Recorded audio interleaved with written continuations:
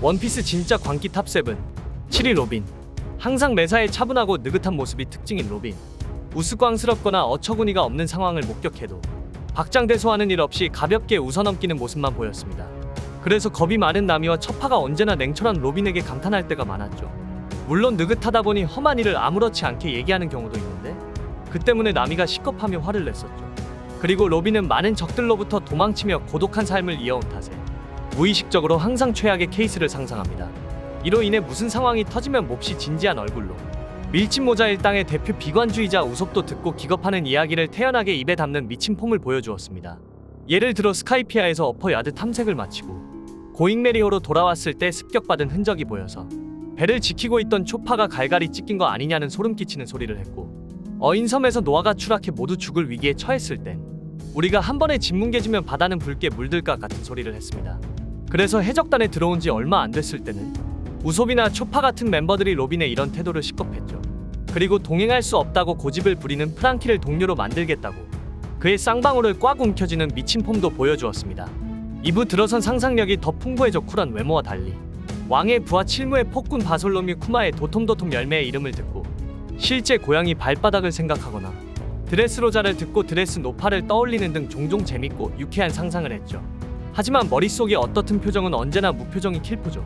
그리고 귀여운 것을 광기로 좋아하는데 스릴러바크에서 개 2마리와 여우 1마리가 대충 섞인 케르베로스를 보고 귀엽다고 말했으며 일당 내에서는 초파를 가장 귀여워하며 프랑키가 초파의 몸으로 평소 같은 괴상한 표정을 짓자 다시는 그런 표정 짓지 말라고 정색하며 경고하는 모습도 보였죠. 즈니샤의 다리를 오를 때는 칸주로가 소환한 엉성한 용그림 용돌이가 귀엽다고 생각했습니다. 용돌이가 역할을 끝내고 그림으로 돌아가자 눈물까지 보였죠. 심지어 헌화도 했습니다. 6위 루피. 해적왕 로저가 태어나고 죽은 로그타운에 간 루피는 가장 위대한 해적이 죽고 대적 시대가 열린 광장에서 로저의 처형대를 보고 감상에 빠지는 보기 드문 모습을 보였습니다. 하지만 그것도 잠시 루피에게 복수하기 위해서 손을 잡은 버기와 알비다의 함정에 빠져서 사형대에 목이 걸리고 말죠. 루피는 목이 날아가게 생겼는데 전혀 겁을 먹지 않고 오히려 자신이 미래의 해적왕 루피라고 당당하게 소리쳤고 경악한 동료들한테 유언을 남기면서 버기가 내리친 칼이 목에 닿기 직전에 웃는 미친 폼을 보여주었습니다. 이걸 보고 루피는 싹부터가 진짜 광기라고 느껴졌는데 17살밖에 안 된 애가 자신이 죽을 걸 확신하고 웃는 사람은 찾아봐도 별로 없을 겁니다. 근데 이것이 스모커가 루피를 추격하는 계기가 되었는데 자신의 죽음이 코앞에 다가왔음에도 그걸 받아들이면서 웃은 사람은 해적왕 골디 로저와 루피밖에 보지 못했다고 하죠. 오이 야마토. 전 사왕 카이도우의 딸이며 카이도우의 혈육이지만 자신을 오뎅이라며 자칭하는 모습을 보였습니다. 찐으로 아예 자신을 코즈키 오뎅으로 여기고 있죠. 이 때문에 자신의 아버지 카이도우와 적대하고 남자로 여겨지기를 원했으며 카이도우가 야마토를 밧줄로 묶어놨음에도 나는 오뎅이야, 코즈키 오뎅이야 라면서 소리칠 정도였습니다. 이런 기행을 벌이는 가장 큰 이유는 카이도우가 저지른 과도한 아동학대로 인해서 정상적인 성장 과정을 겪지 못하여 정신연령이 낮은 상태이기 때문이죠.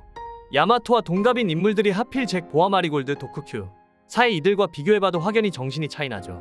성인이 된 지금도 사실상 정신병에 가까운 행동을 보이는데 구속된 삶을 오뎅처럼 자유로운 삶을 너무 오랫동안 추구하며 버텨온 탓에 자신을 오뎅과 동일시하고 스스로도 헷갈리는 단계까지 왔습니다. 루피를 만났을 때는 아예 모모노스케를 자기 아들로 여기는 수준이어서 정말 충격적이었죠. 이때 모모노스케와 시노부는 야마토를 보고 아예 겁에 질려 도망가는데 원작에선 개그신처럼 넘어가지만 애니에서는 개그신이긴 하되 광기 어린 연출로 묘사됐죠. 이러한 모습은 작중 등장인물들도 어처구니 없어하며 울티는 대놓고 뭔 헛소리냐고 지적했습니다. 야마토는 오뎅의 마지막 1시간을 보고 오뎅이 적은 여러 나라를 경험했던 모험가이자 영웅으로 등장한 항해 일지를 읽고 현실의 어린아이들이 만화책을 읽으면서 영웅적인 만화 주인공을 장래희망으로 여기는 것처럼 정신연령이 낮은 상태에서 자신을 동일시하는 것에 가깝죠. 무엇보다 야마토가 직접 만난 코즈키 가문을 섬긴 사무라이들이 야마토에게 다정한 친절을 베풀었고 와노쿠니를 지키기 위해 단결하는 강하고 올바른 모습으로 보였습니다. 야마토는 아직 인격이 확립되지 않은 어릴 적의 사무라이들을 동경하게 되었죠. 이를 부모인 카이도우가 섬에 억류시키는 등 학대를 통해 이를 억압했기 때문에 자그마치 20년에 걸쳐 반발하고 있는 야마토의 정신은 거기서 성장이 멈춰버린 것이죠. 즉 강렬하게 원하고 할 수도 있을 것 같은 일을 부모의 학대와 반대로 이루지 못하고 있는, 어떻게 보면 현실에서도 목격할 수 있는 장래희망에 있어 부모와 갈등하는 아이와 같은 상태라고 할 수 있죠. 이러한 배경을 인지하고 야마토의 행동을 평가해본다면 야마토의 광기에 가까운 행동도 이해할 수 없을 정도는 아니죠. 그리고 오뎅이 남자라는 이유로 자신도 남자로 인식하고 있으며 카이도는 그런 야마토를 바보 아들이라 부르고 선원들은 야마토님 또는 야마토 도련님이라 불렀죠. 그리고 목욕을 할 때도 남탕에 들어가 남자와 같이 하는 모습을 보여 진짜 자신이 남자로 인지하고 있고 오뎅이라고 생각하고 있죠. 4위 호디 존스. 신어인 해적단의 최종 보스인 선장이었으며 어인섬의 무법지대 어인가의 지배자로 어인우월주의를 추종하는 극단적인 차별주의자입니다. 인간에 대한 증오는 아론 이상으로 인간은 싫어하지만 어인들은 동족으로 여기는 아론과는 다르게 인간은 물론이고 인간을 옹호한다면 동족이라도 가차없이 처단합니다. 인간에게 피해 복수만 할 수 있다면 자신의 희생도 마다하지 않는 진짜 이상한 인물입니다. 인간과의 공존을 꾀하는 용궁 왕국의 국왕 해신 넵튠을 몰아내고 지상의 인간들을 말살시킬 계획을 세웠었죠. 허나 그 본질은 실체가 없는 적을 맹목적으로 증오하는 환경이 낳은 괴물이었습니다. 호디와 신어인 해적단의 간부들은 인간에게 아무것도 당하지 않았는데 그저 어린 시절부터 어른들에게 인간들이 차별을 말로 들은 것이 전부였습니다. 부당한 억압과 차별 때문에 인간을 미워하게 된 어인들로부터 고스란히 물려받은 어인섬의 원념이 바로 호디의 정체이죠. 환경이 낳은 괴물은 인간에게 차별과 멸시를 받은 비극의 후세대이지만 뚜렷한 주관이나 직접적으로 겪은 피해도 없이 그저 윗세대의 인간을 향한 증오감으로 형성된 환경의 흐름에 몸을 맡기고 살다 폭주해버린 괴물에 불과했습니다. 3위 닥터 히루루크. 강렬한 명대사와 주연급 인기 캐릭터인 첩파와 더불은 감동적인 스토리로 짧고 굵은 족적을 남겼지만 원피스에서 가장 광기 캐릭터로 꼽히는 캐릭터입니다. 생전에 그가 했던 의사로서의 행동은 약자 포지션인 주민들한테 아무 도움도 되지 못하는 걸 넘어 해악을 끼치는 범죄였음에도 불구하고 정작 그 자신은 작중 내내 끝까지 피해자를 짓밟는 자기애적 변명과 합리화로 일관하게 일수였는데 어쨌든 그가 죽은 뒤에 인상적인 캐릭터였던 만큼 결과는 좋았다는 이유로 좋은 프레임만 남겼죠. 하지만 실상은 가히 소시오패스적인 사람이며 무식한 사람이 신념을 가지면 무섭다는 사례의 표본 그 자체였죠. 예를 들어 진료를 거부하는 마을 사람한테 억지로 검증되지 않은 죽을 위험이 도살인 처방을 실험하려 들고 이를 저지하려는 환자의 보호자에게 마취총을 쏜다든가 한술 더 떠서 강도짓을 하고 집을 불태운 뒤 돈이 적다면서 집 좀 탔다고 불평하지 말라며 혼잣말로 투덜대는 그의 전적을 보면 이런 짓을 태연하게 저지르는 사이코패스나 다름없었죠. 마을 전체의 행복을 위해서 벚꽃나무를 연구하는 선한 목적을 가졌다는 게 더 아이러니하죠. 더군다나 이런 식으로 희생된 사람은 닥터 쿠레아에 따르면 좋기 수백 명은 된다고 하죠. 물론 그녀가 악덕 의사 포지션이기도 하고 어느 정도 만화적 과장은 있겠지만 히루루크가 작중에서 딱히 변명도 제대로 못했을 뿐더러 그가 활동하던 드럼왕국이 규모가 큰 대국도 아니고 소국인 만큼 수백 명이라고 표현될 정도면 이미 테러리스트나 다름없을 수준으로 일을 저지르고 다닌 셈이죠. 괜히 마을 사람들이 히루루크가 나타나자 수비대부터 부르려고 한 것이 아니죠. 그나마 다행인 것은 닥터 쿠레아에 의해 사람을 살리고 싶으면 먼저 제대로 된 의술을 배워야 한다며 그의 행적에서 잘못된 부분은 정확히 지적했죠. 그리고 본인의 죽음 또한 초파가 제대로 된 의술을 배우지 못한 것으로 인해 독을 먹고 죽은 것이니 어느 정도는 인과응보 결말이었죠. 2위 마더 카르멜. 빅맘의 대은인이자 거인족들의 성모였습니다. 빅맘이 말하길 세상의 빛이었으며 빅맘 이전의 소울소울 열매의 능력자였죠.